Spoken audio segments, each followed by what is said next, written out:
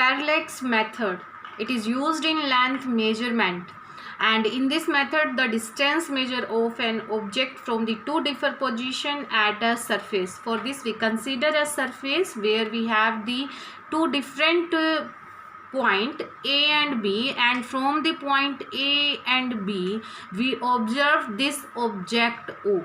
When we observe this object O from the point A, then this is seen at this point O dash point instead of the O, and when we see this object from the point B, then this is seen at point O dash instead of this O, and this distance these are the same, and the distance measure of this object from the point A and from the point B is called the S. The distance between A and B is called the basis and represented by the B.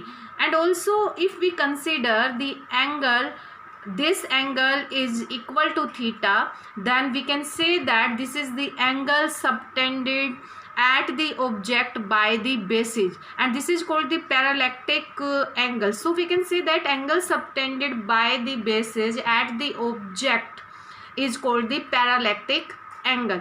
And we know that angle is given by mathematically is given by basis upon may S. So if we have the basis B, then theta is equal to B upon may S. But in this method we should measure the distance S. So S equal to S is given by B upon theta, right? Mostly this method is used to measure the astronomical object like the star. And if we consider this is the earth surface, and here we have any star at point O, and we have the two different position on the earth surface for measuring the distance of this star from the earth. This is the point A and this is the point B.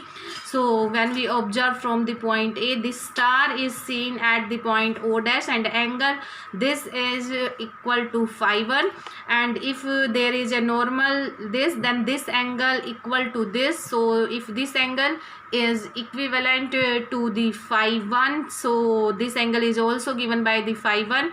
And similarly if we observe this star from the point B, then this star can be seen at the point O dash. If this angle is phi 2, then from the normal it also make an angle phi 2 at this point. So we can say that theta in this method, theta is here phi 1 plus phi 2, right? And then